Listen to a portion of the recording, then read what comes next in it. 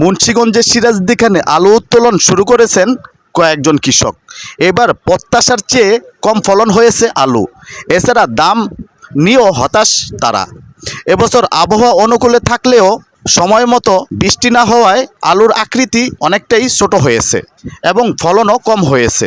এর ফলে আলু নিয়ে হতাশাগ্রস্ত হয়ে পড়েছেন অনেক কৃষক।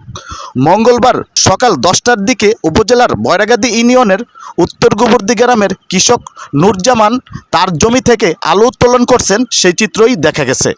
এ সময় তিনি বলেন, তার জমির আলু অনেকটাই ছোট হয়েছে এবং ফলন কম হয়েছে। তবে যে পরিমাণ আলু হয়েছে সেই আলু বিক্রি করে এবার তিনি লোকসানের মুখে পড়বেন, কারণ এবার মৌসুমের শুরুতে বীজ আলুর দাম অনেক বেশি ছিল।